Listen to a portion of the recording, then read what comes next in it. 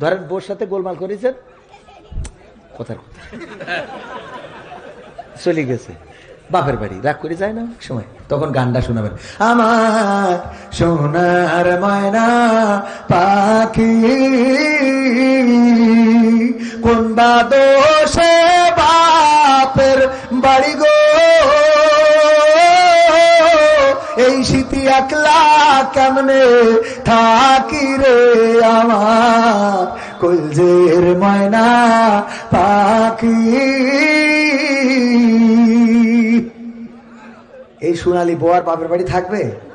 ও তো এই শোনায় না, এ শোনায়, এ আরো গায় কি, আমি পারি না আর পারি না, আমার স্ত্রী কেন মরে না, আজরাইল কি চিনে নাই আমার স্বামীর, আমার স্ত্রী রে গো, আমি পারি না আর পারি না।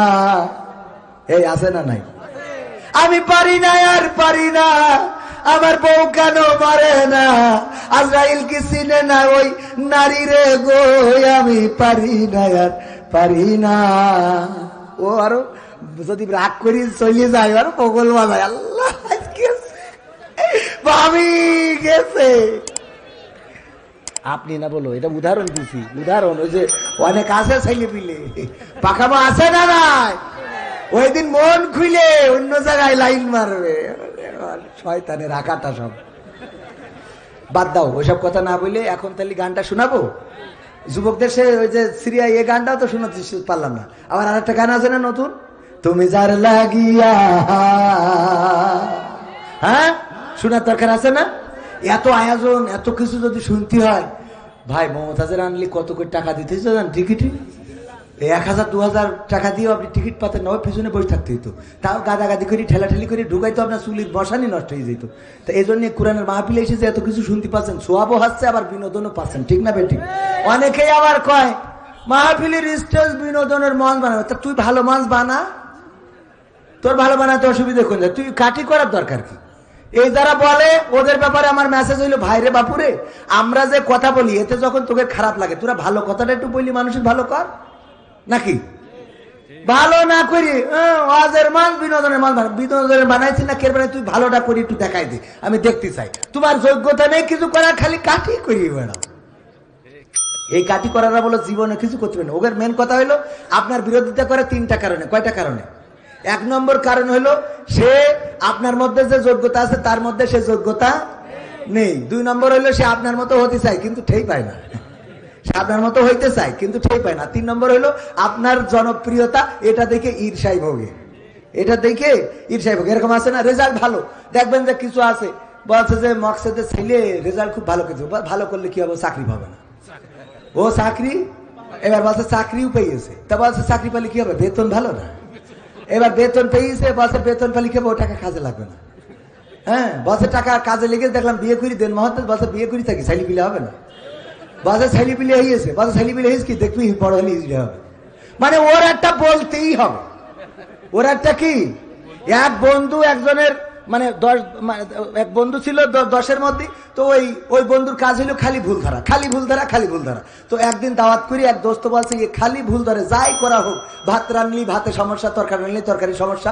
তো দাওয়াত করি সব ঠিক রেখেছে, একেবারে মিটার মেপে কাটায়। ওই যে রান্না শিখায় কিনা কি মহিলাটা, কেকা চৌধুরী, কেকা চৌধুরীর কাছ থেকে রান্না শিখেছে, শিখে তো রান্না করি, তারপরে খাওয়াইছে, খাওয়াই দোস্তর বলছে দোস্ত বল আজকে রান্না বান্নায় কোথায় কি ভুল আছে, কোথায় কোন ক্ষতি আছে, কোথায় কোন ত্রুটি আছে। বলছে দোস্ত আজকেই দেখলাম একমাত্র সবচেয়ে ভালো, কোনো দিকে কোনো ভুল ধরার মতো কোনো কায়দা নেই, তবে একটা কথা মনে রাখবা, এত ভালো ভালো না,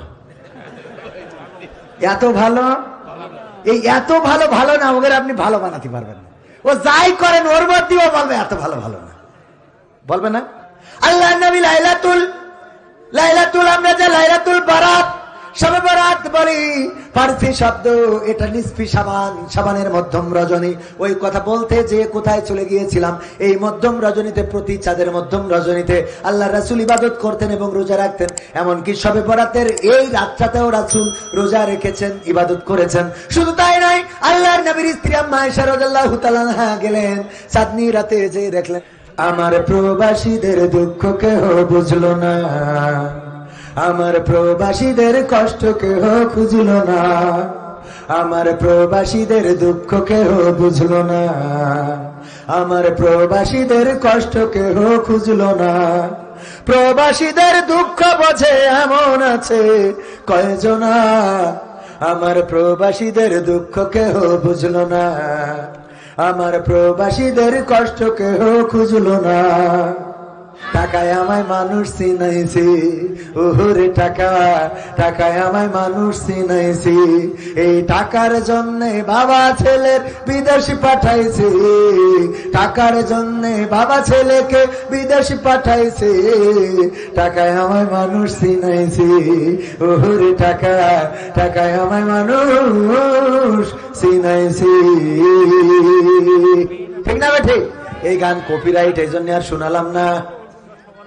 আমার প্রবাসীদের দুঃখ কেহ বুঝল না, আমার প্রবাসীদের কষ্ট কেহ খুঁজল না।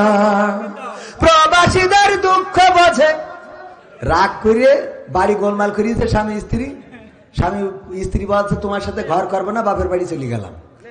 ও বলছে যাও তুমি বাপের বাড়ি, তখন গেলে অসুবিধা নেই, আমিও আমার শ্বশুর বাড়ি যাচ্ছি। ছেলে মিলে বলছে আব্বা মা তোমরা যখন যাচ্ছ, তো ছেলে বলছে তাহলে আমি আমার নানা বাড়ি যাই, মাই বলছে তাহলে আমি একটু মামু বাড়ি যাবো। গোলমাল করি সবাই কি এক জায়গায়, মানে শ্বশুরের কুফান দেওয়ার ধান্দা। ঠিক না বেঠে? তো আমার ভাইজানের শ্বশুর আব্বা আলহামদুলিল্লাহ, মেয়ের নানা একটু সম্মান দেখায় কইছে, বুঝে শুনে একটু আপনাদের সামনে একটু কাজ করলাম আর কি। আমার প্রবাসীদের দুঃখ কেহ বুঝল না, আমার প্রবাসীদের কষ্ট কেহ খুঁজল না। প্রবাসীদের দুঃখ বোঝে এমন আছে কয়জনা, আমার প্রবাসীদের দুঃখ কেহ বুঝল না, আমার প্রবাসীদের কষ্ট কেহ খুঁজল না। প্রবাস মানে স্বপ্ন বুকে সাগর পাড়ি দেয়া, প্রবাস মানে নদীর মাঝে পাল ছেড়া এক খেয়া। ঠিক না বেঠে? এই মালয়েশিয়ায় যারা ছিলেন বলেন সত্যি না মিথ্যা?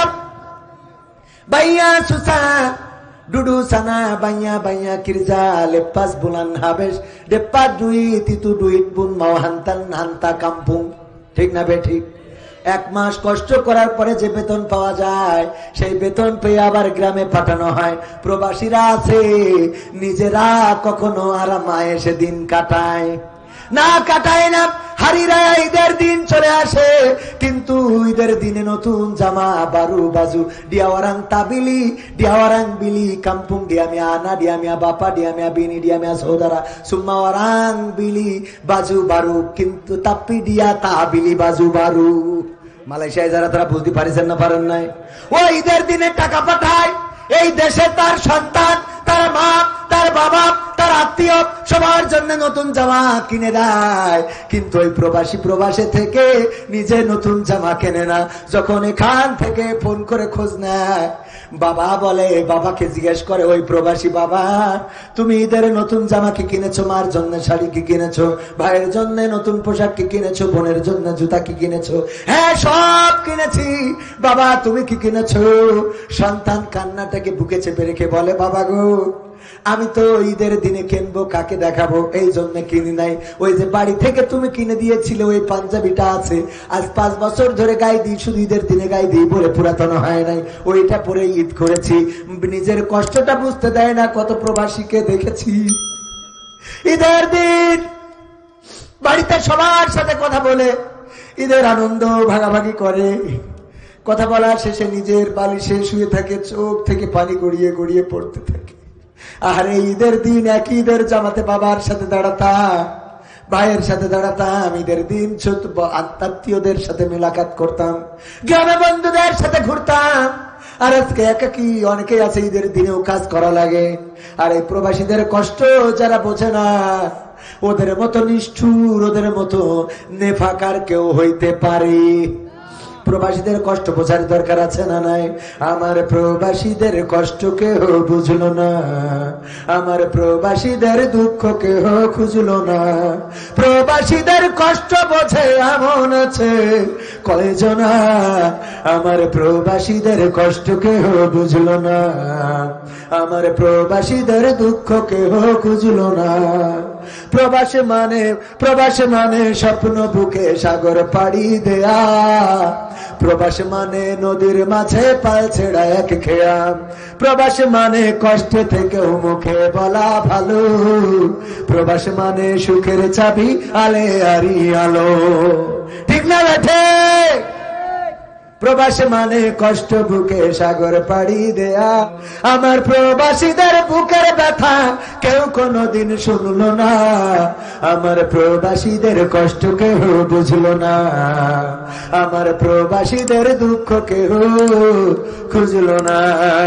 প্রবাস মানে বুকের মাঝে তপ্ত বালু ঝড়, প্রবাস মানে আপন জনা সব করে দেয় পর, প্রবাস মানে দিন কি বারাত কাজ করিতে হয়, প্রবাস মানে সুখে আছি মিছে অভিনয়। ঠিক না?